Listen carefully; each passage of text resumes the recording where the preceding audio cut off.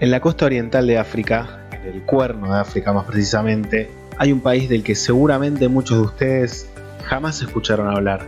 Es Somaliland. Varios dirán, no, es Somalia. Lo googleé, lo busqué en el mapa, es Somalia. Somaliland no existe. Y hagamos un ejercicio. Si a uno le dan un choice, le dicen, Somaliland es un país, sí, no, todas las anteriores son correctas. Uno puede responder cualquiera de las tres y puede estar en lo cierto. ¿Por qué uno diría que sí es un país? Porque uno repasa y tiene todos los elementos que lo pueden hacer como una nación independiente, la autonomía, el gobierno establecido por sus propios ciudadanos que se consideran parte de una nación, tiene su bandera, su moneda, sus fuerzas armadas, su policía. Es uno de los países con democracia en la región, tiene elecciones. Entonces, todo esto puede dar a que uno diga si es un país. Ahora, ¿por qué uno puede decir que no es un país? No tiene reconocimiento internacional para empezar. Naciones Unidas no lo tiene en la nómina de estados, ni siquiera como estado observador, como en esos países que están en una especie de limbo entre la falta de reconocimiento y un proceso hacia ser plenamente reconocidos. Somalia no está ni siquiera en ese proceso, si bien tiene algunos contactos diplomáticos y comerciales, sobre todo con los países del Golfo, con el Reino Unido, Sudáfrica y Etiopía, entre otros. Ninguno de estos estados lo reconoce como un país, como sí se reconoce, por ejemplo, a Somalia. Para la comunidad internacional, Somaliland es simplemente parte de 6 regiones que están en el interior de Somalia. Déjenme contarles la historia de un verdadero ciudadano global con todas las letras. Este es Khalid Osman, que es un caso muy particular. Él es oriundo de Abu Dhabi, Emiratos Árabes Unidos, y se describe a sí mismo como un Ing y Emeli, es decir, inglés, yemení y somalí. Toda una mezcla totalmente impensada. Él lo dice porque su mamá es de ascendencia mitad inglesa, mitad somalí, y su papá es de ascendencia mitad somalí, mitad yemení. Hace 2 años, después de haber estudiado en Manchester y de haber vuelto a Emiratos Árabes Unidos, decidió jugársela por construir algo en la tierra de sus padres. Considerándose parte de la diáspora de Somaliland, quiso volver cuando todavía era joven como para hacer algunas cosas que quizás más tarde no podría hacer, antes de tener hijos también. Lo que Khalid quiere es promover y dar a conocer en el mundo a Somaliland, sacar el miedo, los prejuicios, que vayan más turistas, que se conozca más allá de lo que no está logrando políticamente, que en la gente haya una buena imagen, y lo hace con una impronta muy millennial. Él es youtuber, es blogger, se filma absolutamente todo, está a las 24 horas del día con el celular en la mano. Bueno, tiene un perfil de Instagram el cual es muy activo. Él promociona el turismo aventura, que uno puede ir a hacer a Somaliland. Si bien nos advierte que la planificación para ir a Somaliland no es algo que se pueda hacer de un día para el otro, tomar un avión y listo, sino que es algo que se tiene que armar con tiempo. Es un destino que para viajeros con un poco de experiencia y con ganas de tener aventura y conocer distintas culturas y distintas realidades es ideal. Su capital está en Hargeisa y allá es donde nos vamos a dirigir ahora con la entrevista a Khalid.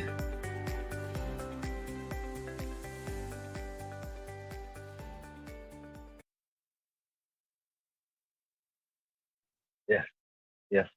Who is Khalid Osman? Hola, ¿cómo estás, everyone? Thanks very much for Gusto for having me on. So for the podcast, I really appreciate it. You know, it's amazing to see, people in Argentina know about me. So the reason why they would know about me is because I moved to Somaliland about nearly 2 years ago. And I've been trying to promote the country through my YouTube and Instagram. I am a physical education teacher, like a PE, turned into a blogger, turned into now like a social media influencer kind of thing. So that's my journey. Yeah, I've been here promoted to do, where to go, what not to do, and basically everything about Somaliland. I'm currently living in this capital city, Hargeisa.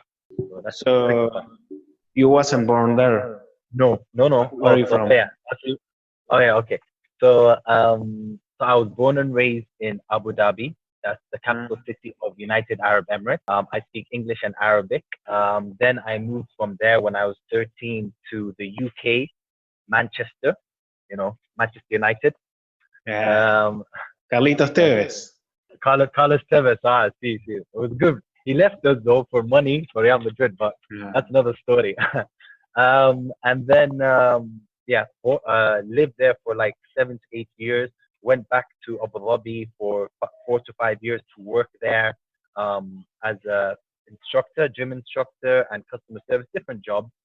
And then I moved here, so that's my life. I am mixed. I like to call myself Ing Yemeni, which I don't know if it's a type it, but it's basically English, Yemeni, Somali. So I have three heritage mix. My mom is half English, half Somali. My dad is half Somali, half Yemeni. So I got all that kind of mix. I've never been to Yemen. I only speak Arabic. Of course, that's it. That's the connection with Yemen. Yeah. First of all, let me tell you that there's a very few people that knows about Somaliland Oh, in Argentina. oh, There's a okay. Hope. little there's a little people that knows about Somalia. But tell us, what is Somaliland, or what does your people or the people living in Hergesia, for example, tell a foreigner that Somaliland is? So the first thing, of course, we tell them always, which is true. It's not like we're just telling them because we're making it up. Is Somaliland is safe. It's from the two Somaliland, Somalia. Of course, it has its normal like theft and stuff. Argentina has that as well, But generally, terrorism safe, bombing safe, like alhamdulillah, So it's safe generally. That's the first thing we'll tell them.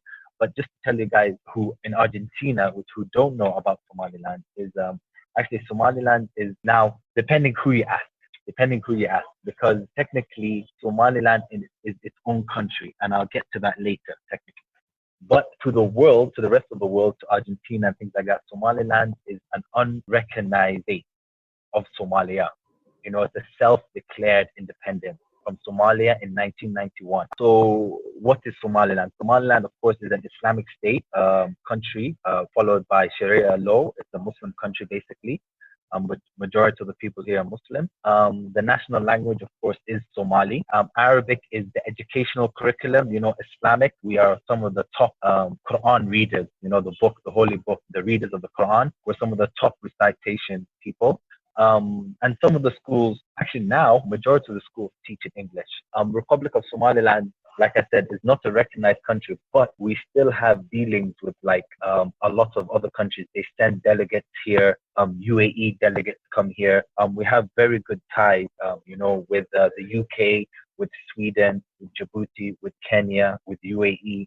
Yeah, they might not recognize us, even though if I'm not mistaken, Sweden in 2006 they recognized us. They invited some of our government officials to the royal opening in Cardiff in 2006. So people kind of recognized us. The currency we use, the money we use here is two currencies. We use the Somaliland shilling, which again has no official exchange rate. So it's not in the market, in the stock market or anything. But we also do use the dollar. Now, just to tell you, $1 equals to now, to this current date, which is the 2020, it's 8,500, no, 8,350 Somaliland shillings equal to $1. About 4 or 5 months ago, $1 equal to 10,000 shillings. And yeah, that's mostly what Somaliland is. Let me ask you, what is the role that you think that Somaliland has in the continent right now?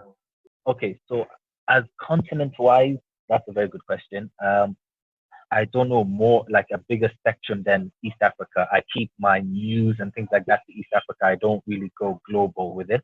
But I can tell you the connections we have, like I said, with UAE, which means we have the DP World, which is like the petroleum, the shipping like thing, shipping containers and stuff. DP World in Dubai. So Dubai Port, that's what Dubai Port World. So we have a connection with them. So now the reason why we have a connection with them, because if you know, you will know, is Ethiopia is a landlocked country. So of course, Ethiopia does not have the means to get their supplies because they don't make everything in the world. China makes most of the things. So to get the stuff from China, they need a corridor. So we made, well, not when we say we, with the UAE and Ethiopia, we made something called the Berbera corridor.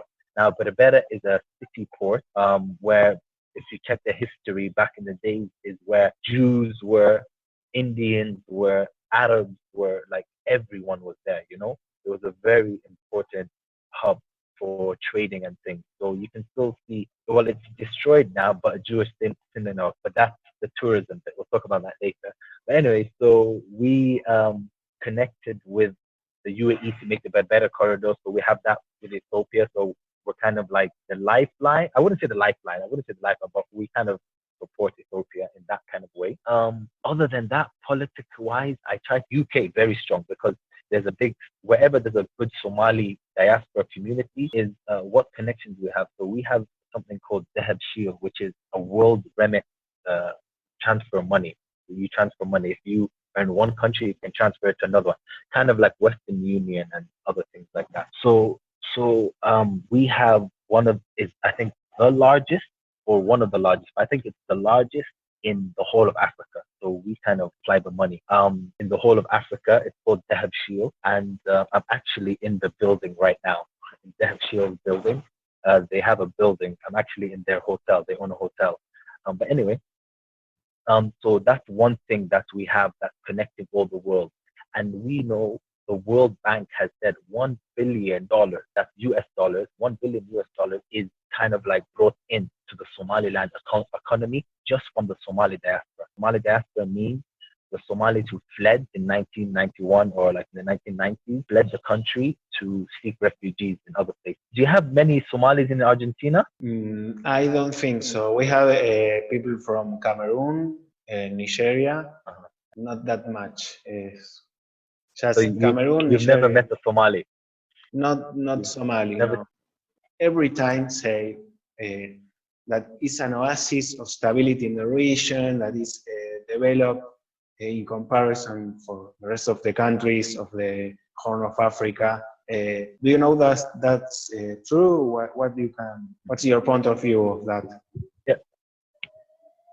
Yeah, and that's true. Like I mentioned before, that's very true because of the money that the diaspora is putting into the country. So that is true because they're also not just sending money. Really, this country is kind of like built by diaspora. Because like I said, 1 million comes in, so it's built by diaspora. So they're coming back. That's my aim. That's why I started the YouTube channel and the Instagram it's like the diaspora. Okay, they're helping the country, but they're not really coming here yet. Not all of them. Some people, the older ones. So basically, this is how it is. The teenagers never come. The older ones, very few come. And then it's when you get 50, 60, 70, 80, when you get old, that's when everyone comes back here, and that's too late kind of thing. So I'm trying to bring the younger diaspora back here to help build the country even further than it's already built. So what they mostly do is they come here, build restaurants. There's a lot of restaurants, a lot of cafes, a lot of petrol stations, so the infrastructure is being built. Unfortunately, I will tell you, always the same thing, copy paste. Somalis, they like to copy and paste each other. So it's always the same thing. But the infrastructure is there. Maybe the law needs a bit working on and the politics needs a bit of working on. But here the people have like judgment and say that Africa is unsafe and we get killed or I don't know. I couldn't walk in the streets, safety, and when we hear news about the Horn of Africa, it's all about terrorism or instability. So that's because at least in Argentina, it's not so popular to travel to Africa, and the people think, oh, I go to South Africa because the safari. And now there's a lot of things that are more interesting or same level that going to a safari, and because I think that Africa has a unique heritage that, for example, Europe doesn't have because it's so similar to Argentina. Most of the people in this country have the grandparents, the ascendant coming from Europe. So we are very similar to them, but not in Africa. In Africa, it's so different. So that's the thing I always say, that is very interesting to travel to Africa, but it's difficult to promote it. Yeah. For sure, for sure. It's difficult. I'll tell you why it's difficult to promote it, because, of course, there's corruption everywhere in the world. Yeah. Corruption's everywhere. Let's say poverty. Poverty is everywhere. If you go to England, people are living on the street. Poverty is everywhere. It's just that Africa it started the wrong way, unfortunately. It started what? In slavery. Since way back, a long time ago, it started in slavery. So since then, I don't feel, yes, we've become a better continent and things like that, and we're actually the richest continent in the world. But as in like resources, I mean resources wise, that's why China takes from us, probably South America takes from us as well. The light that the media, like you said, the light that the media is portraying Africa, famine, poor, flies flying around the people's mouths and things like that. It's going to take many, many years and a lot of people to change that mindset. And I can tell you, I am definitely one of those people. If you have to convince a tourist to go to Somaliland, what do you have to say? What's interesting in visiting Somaliland? Well, first is to make sure we have a lot of history. Now, it's really tough and it's really expensive. Now, let me tell you why. It's not like in South Africa, you have like, 10, I guess, maybe even more safari park, or zoo, or tour companies, for example. Here in Somaliland, we have three okay, actually one good and two okay tourist companies. And then, of course, there's my tour company, which I don't call myself a tourist company. Even though we have so much history, it's tough to get to. It's really hard to get to. For example, again, you can check out my YouTube video. Actually, no, I haven't posted up on YouTube, but I've traveled to the east and to the west, and we have some of the most beautiful landscapes. Like, I remember going to I can't remember, but towards Djibouti way, towards whatever way towards Djibouti, like that way towards it. There's a place called Zela, the Adadin Island, Ibad Island. And just traveling to there, it takes like 12, 13 hours by car, by four-wheel drive. And you have to have a professional driver or someone who knows how to drive. You go through desert, you go through mountains, you go through beach, you go through crazy things. You have to sleep somewhere. Like, it's crazy. It's adventurous. If you're an adventurous traveler, Somaliland is an adventure for you, 100%. But if you're like a chilled traveler, it's probably not too much. But anyway, and it reminds me of Namibia. Namibia is like a beautiful place, all the different terrains, like I was mentioning to you, to get there. And then to the other side, which is towards the footland side, is like all green, rain, forestry, woodland and things like that. Mountains, Dalo Mountains, the biggest mountain in the Somali region or the Horn of Africa. So there is a lot of things, but just know it's tough to get to. It's not like, oh yeah, I'm just gonna book a hotel and I'll book that, and then, oh yeah, I'm going. It's not that. It's months of. It's like not months, but planning. You need planning.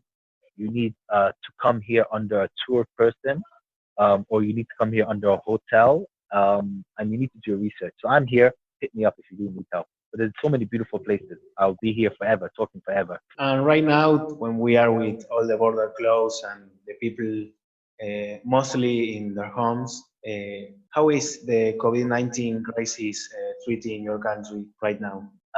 Okay, so about the COVID-19, so first, I should have had the numbers. But the last numbers I checked about 2, 3 days ago was, okay, you want in Somaliland, right? Or Somalia, or like the whole? Yeah, Somaliland and the region. And how are you living right now? So anyway, the numbers is like, it's like 1,089 cases, 54, I think, like deaths. I think I don't want to just make up numbers.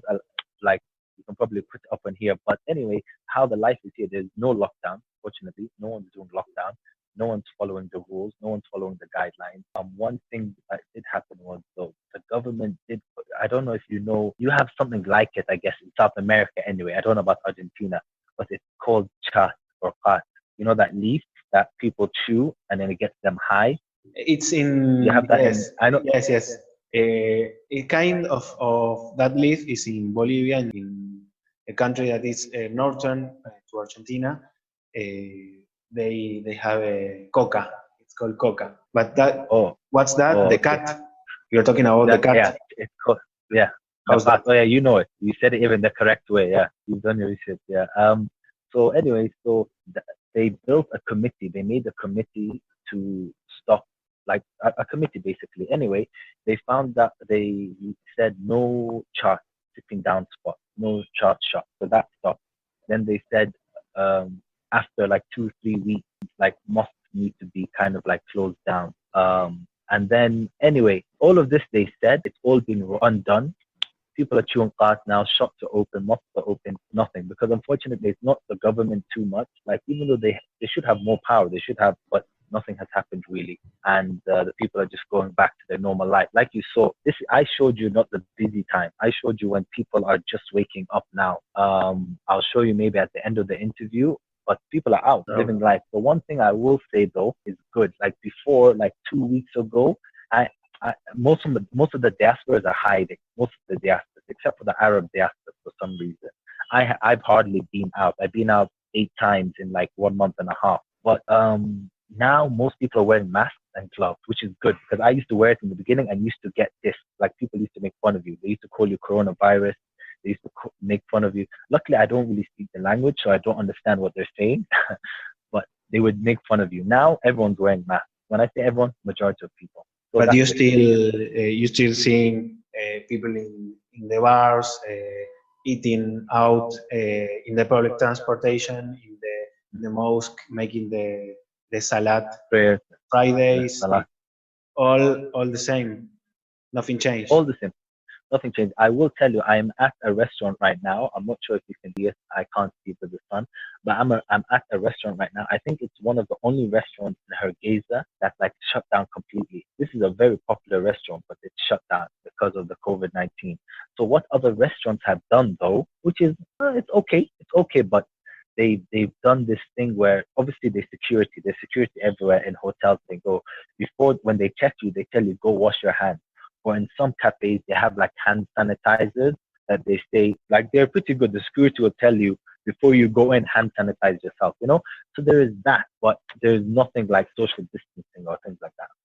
And about the future, no matter the pandemic or the stuff globally, what do you expect for Somaliland? Are you optimistic about your future, the future of your country, maybe the recognition? What do you expect? Okay, so that's 3 things. Okay, so let's start with myself first.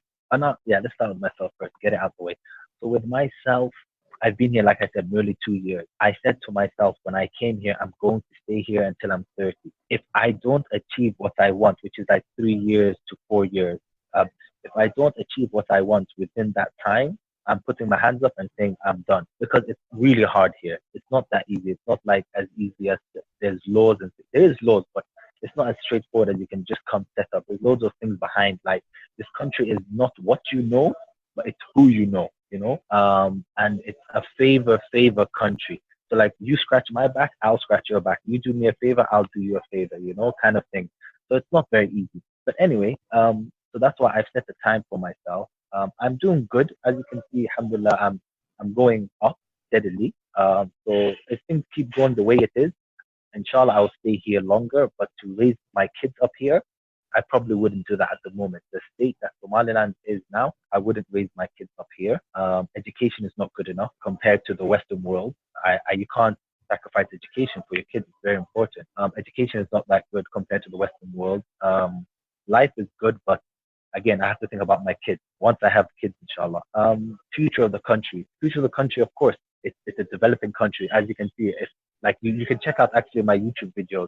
You'll see the development from when I started, just watch the beginning of videos until today. You'll see pop-up buildings. Buildings have just come up like, oh, that building wasn't there before. So the country is definitely developing very slow. Unfortunately, it's very, very slow, but it's developing in the right direction. That's the most important thing. It's going in the right direction. And recognition. In terms of recognition, and now I'm thinking, should I say this? Should I not say this? Because I'm going to be putting on my YouTube, but I'm going to say, of course, for your viewers and things. This is my own opinion, by the way. I'm only speaking my own opinion and my thoughts. no one else's or not for the country, it's a tough one. For me, I don't want recognition. Like, to be honest, I don't want this country like to get recognized. I want something better, but not recognition. Because, for example, if you look at Somalia is a recognized country since beginning of the time. But compare Somaliland and Somalia, you see, we don't get, first of all, I forgot to mention before, most of our aid and things like that, UN aid, World Bank aid, uh, Jack May Alibaba donated COVID kit. Most of the aid, other than the UAE aid, go through Somalia. The funding from NGO, big ass companies like IMO and things like that, funding goes to Somalia. So Somalia is a recognized country, but look at the country. Like, I'm just saying, like, there's bombings and things like that. So I think, because I don't want to get into too much politics, but I don't know. I just don't. I think we're doing really well the way we are. I don't know what recognition is going to give us. Like, yes, it's going to give us more money, more things, but we're already developing. First, you have to fix the core problem, which I'm not going to mention, but everyone knows what the core. You need to fix the core problem, because on the outer, it's all beautiful. Somaliland, on the outer layer, it's all beautiful. You can see beautiful buildings. Samsung is right opposite there, but the core needs fixing before we can even think about recognition. That's my only thing. If we fix the core problem, which I'm not going to say it, but everyone knows, is then if we get recognized, then everything else will be like a flower. The tree will grow and it's beautiful. That's my thoughts on the recognition, my own opinion. And so finally, what did you hear about Argentina? What do you know about the country? Lionel Messi. No, obviously, no. I was just saying Messi. I just wanted to say it like that. But no, I know quite a lot. Most people just know Messi, but I know Carlos Tevez. What's his name? Let's go with football first. Crespo, right? Or yeah, sick player, good player. So, and then there's also that defender, Samuel, yeah, Samuel, I think, right? Back in the days, good defender as well. So that's football, of course. Carlos Tevez, Messi, Sergio Aguero, which I don't like him because he plays for Manchester City, but I like him because he's a good footballer. And yeah, so that's football. Obviously Zambaleta, again, good player, but I don't like him because he played for Manchester City. What's his name? Something with Zambaleta. So yeah, that's football. But then I also know Boca Junior, very famous, and the fans are crazy on Boca Junior. And then there's another rival. There's two big teams in Argentina. There's Boca Junior and there's another one. River Plate. That's the one. Not River. Yeah. I know them as River Plate. Yeah. So I know them too. What else about Argentina? And I haven't gone to do research or anything. So really, I'm not. Brazil, I know more because I used to support Brazil back, and then now I support England, of course. Argentina.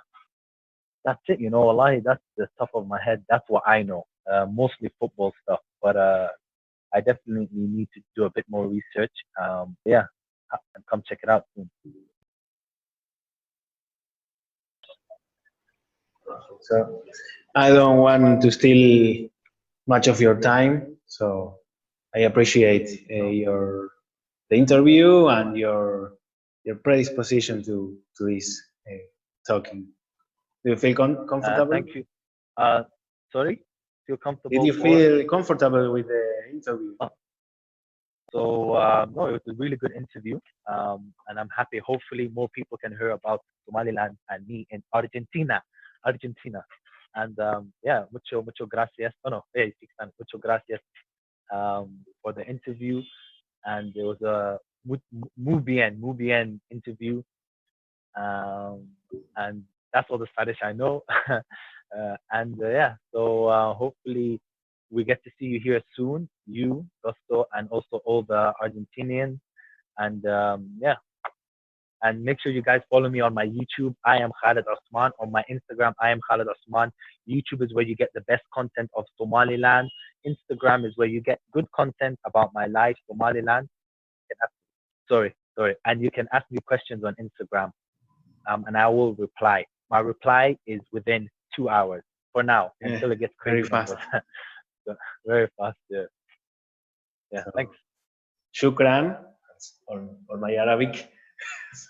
Shukran for that's Afwan. Okay. Masalam. Ciao. Masalama. Ciao, amigo. Ciao, gracias.